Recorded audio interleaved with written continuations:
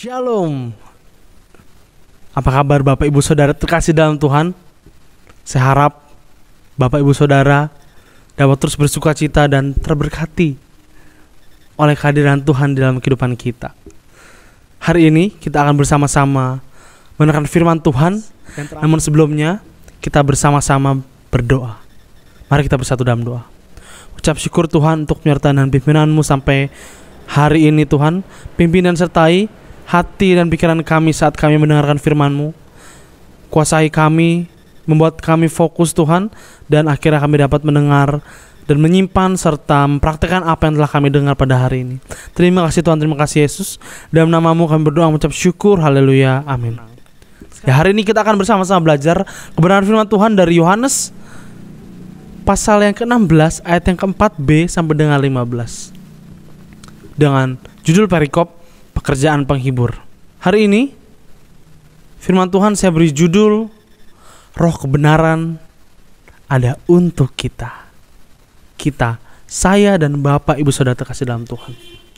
Ketika mendengar kata penghibur, Roh Kebenaran, siapa yang mengetahui?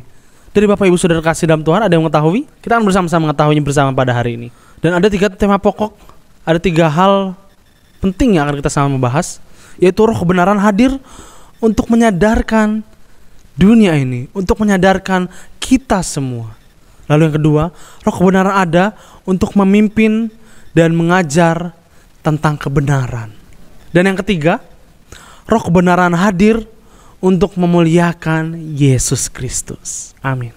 Injil Yohanes merupakan Injil yang sangat unik, Bapak Ibu Saudara terkasih dalam Tuhan. Injil ini mencatat banyak hal tentang pelayanan Yesus di daerah Yudea dan Yerusalem yang tidak ditulis oleh ketiga Injil lainnya, dan menyatakan dengan lebih sempurna rahasia tentang kepribadian Yesus. Cukup menarik Bapak Ibu. Penulis diidentifikasikan secara tidak langsung sebagai murid yang dikasihinya. Kesaksian tradisi kekristenan serta bukti yang terkandung dalam Injil menunjukkan bahwa penulisnya adalah Yohanes anak Zebedius.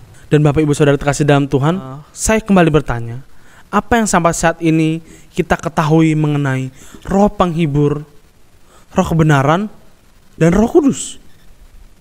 Itu adalah Allah atau siapa? Ya. Dan hari ini secara khusus kita akan membahas mengenai apa itu Roh Kebenaran, Roh Kudus, dan Roh Penghibur. Ketika kita melihat masih di dalam Injil Yohanes Bapak Ibu, ketika kita melihat pasal yang ke-14 ayat yang ke-26, kita akan mengetahui satu pengetahuan baru, yaitu Roh Penghibur sama dengan Roh Kudus. Kita bisa lihat isinya. Lalu Roh Kebenaran, apakah termasuk Roh Kudus dan Roh Penghibur? Jika ada yang berkata ya, tepat sekali Bapak Ibu Saudara kasih dalam Tuhan. Ya, tepat. Karena sesungguhnya Roh Kudus adalah roh yang dijanjikan oleh Allah. Dan dengan demikian berarti sudah dipastikan bahwa Roh Kudus adalah Roh Penghibur yang benar. Lalu, apa saja yang dilakukan oleh Roh Kudus? Apa saja dampak dan efeknya bagi kita orang-orang percaya? Hari ini siapa di sini yang mau belajar? Siapa di sini yang mau tahu? Ya, saya yakin kita semua ingin mengetahuinya. Bagian yang pertama, Roh Kebenaran hadir untuk menyadarkan dunia ini, untuk menyadarkan saya dan Bapak Ibu Saudara kasih dalam Tuhan. Di bagian awal, di ayat yang ke-4b sampai ayat yang ke-7, kita lihat bersama sebuah kalimat pengantar dari Tuhan Yesus, atau kalimat pembuka dari Tuhan Yesus, menjelaskan identitas atau apa saja yang dilakukan oleh Tuhan Yesus untuk memberitahukan tentang Roh Kudus tersebut.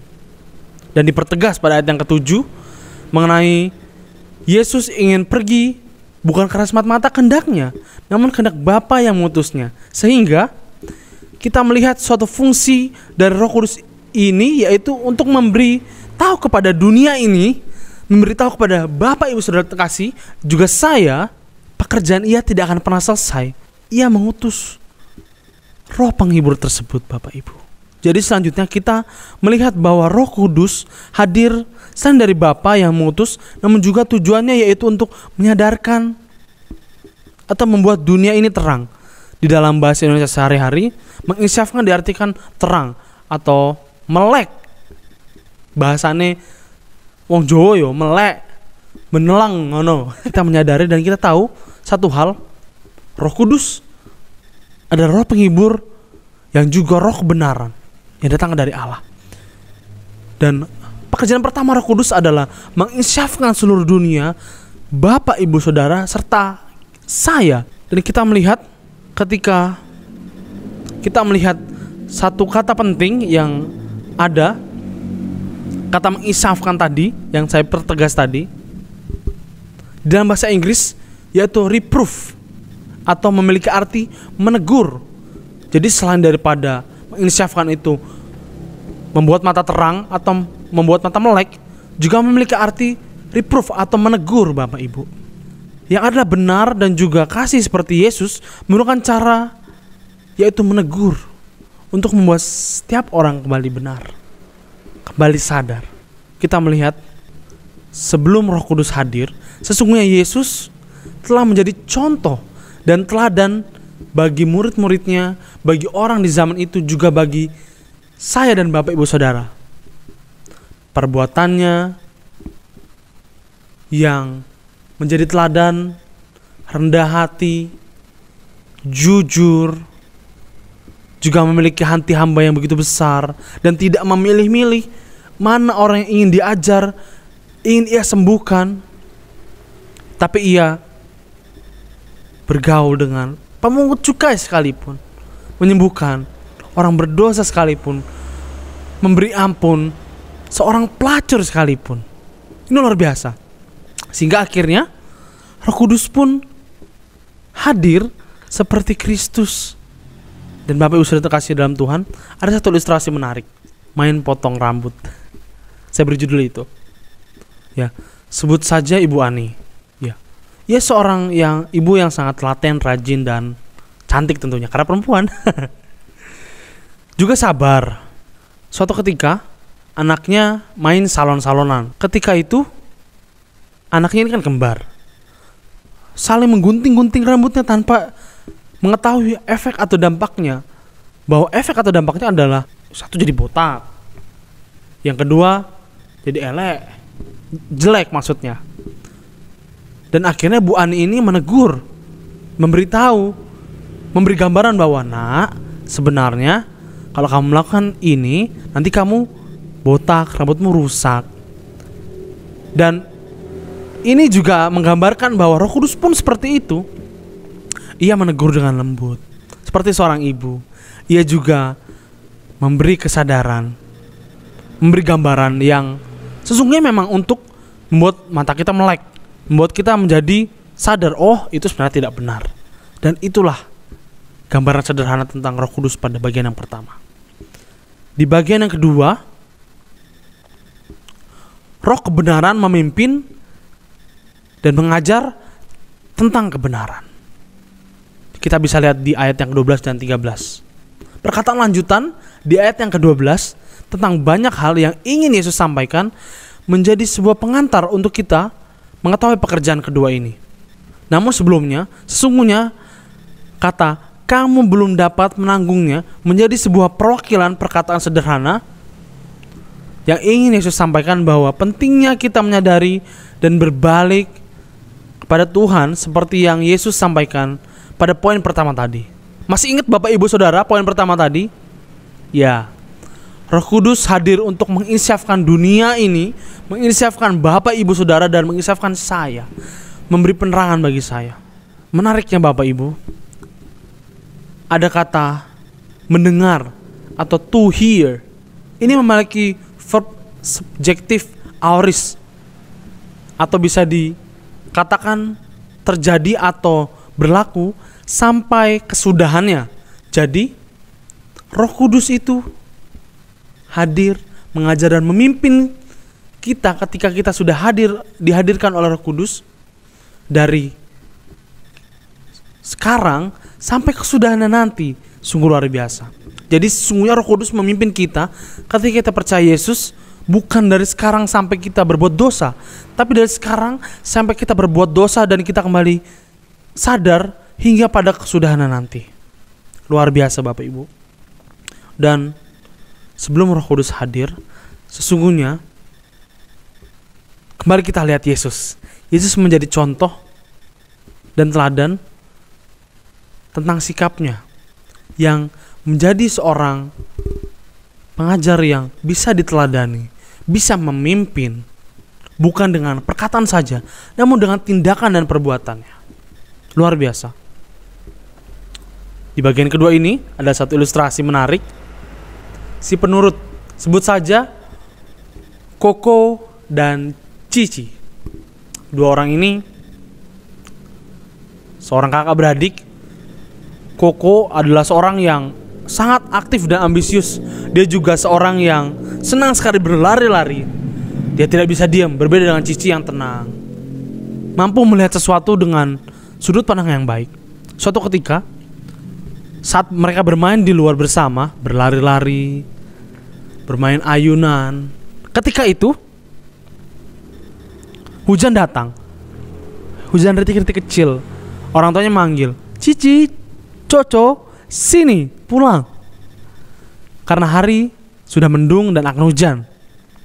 Cici seketika langsung berjalan perlahan dan agak cepat karena memang cuaca sudah tidak mendukung, sudah hampir hujan. Sedangkan Coco tetap bermain. Iya, hujan datang, orang tuanya sudah tidak bisa membantu dia untuk pergi, untuk kembali ke rumah. Namun, ia tetap saja bermain. Hingga akhirnya ia sakit, pilek, meriang, dan tidak enak badan. Sehingga akhirnya Coco menyadari bahwa perbuatannya tidak baik. Perbuatannya sungguh tidak menguntungkan bagi dirinya sendiri. Hingga akhirnya dia mengenai atau merasakan akibatnya. Dan seringkali kita seperti Coco yang tidak mendengarkan apa yang diperintahkan oleh Tuhan melalui Roh Kudusnya untuk kebaikan. Namun hari ini kita belajar bahwa sederhananya ketika kita mampu mendengar, ketika kita mampu menuruti apa yang dikehendaki atau yang diberitahu oleh orang tua kita melalui Roh Kudus kita juga, sesungguhnya kita pun bisa mendukung pekerjaan Roh Kudus dengan memimpin dan dengan sungguh-sungguh untuk mengajarkan kepada orang lain melalui sikap kita. Dan di bagian terakhir atau bagian ketiga ini, Roh Kudus hadir untuk memuliakan Yesus. Kita melihat ayat yang ke-14 dan ke-15. Di bagian terakhir ini, di dalam garis besar ayat yang kita lihat secara jelas, pekerjaan yang Roh Kudus lakukan adalah memuliakan Yesus. Memuliakan Yesus seperti yang Yesus sendiri sampaikan di ayat yang ke-14 itu. Kita sedikit baca ayatnya. Ia akan memuliakan aku sebab ia akan memberitakan kepadamu apa yang diterimanya daripadaku. Ini menjelaskan sesuatu yang sederhana bahwa Roh Kudus hadir selain untuk memuliakan Yesus, namun juga untuk menjadi penyambung lidah atau untuk memberitakan apa yang Yesus dan Bapa ingin beritakan. Sehingga Roh Kudus memiliki peran yaitu sebagai penyambung lidah dari Bapa dan Yesus kepada setiap umat yang percaya kepadanya. Karena dengan Roh Kudus memberitakan suatu kabar dari Bapa, dengan hal itu juga Yesus Kristus dipermuliakan. Sehingga akhirnya kita diingatkan pada hari ini mengenai hal-hal yang selaras dengan maksud dan tujuan atau cara untuk memuliakan Yesus. Apa saja Bapak Ibu? Dengan kehidupan kita, dengan sikap kita atau karakter kita yang mau menolong orang, dengan itu kita membantu pekerjaan Roh Kudus untuk mempermuliakan Yesus Kristus. Karena kita orang percaya, orang yang percaya kepada Yesus Kristus. Selain itu apa lagi Bapak Ibu? Membaca Alkitab setiap hari. Jadi ketika kita membaca firman-Nya, ketika itu juga kita paham bahwa apa yang ingin Yesus sampaikan kepada kita hari ini, apa yang ingin Ia lakukan kepada kita hari ini, apa yang ingin Ia sampaikan kepada kita hari ini. Dan di bagian kesimpulan ini, pada akhirnya Bapak Ibu, kita memahami beberapa hal, yaitu penghibur, Roh Kudus, betul sekali. Dan yang kedua, Roh ini berasal dari Allah Bapa, karena Yesus dan Bapa adalah satu. Tujuannya atau pekerjaannya adalah menginsafkan. Menginsafkan tadi apa? Ya, membuat mata melek, menyadarkan atau menegur. Ya, luar biasa. Yang kedua, tugas Roh Kudus mengajar dan juga memimpin kita ketika kita berbuat salah, ketika kita ingin mencari suatu pilihan tetapi ragu-ragu. ketika itu Roh Kudus hadir untuk membantu kita memilih sesuatu yang benar.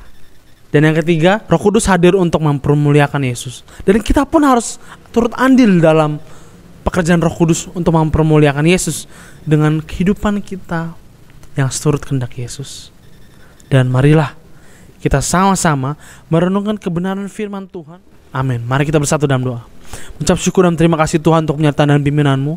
Hari kami belajar bahwa Roh Kudus menginsafkan kami, Roh Kudus memimpin kehidupan kami, dan Roh Kudus hadir untuk memuliakan Yesus Kristus. Dan saya, jemaat Tuhan yang ada di tempat ini pun ingin turut memuliakan Yesus dengan kehidupan kami yang sungguh-sungguh Tuhan.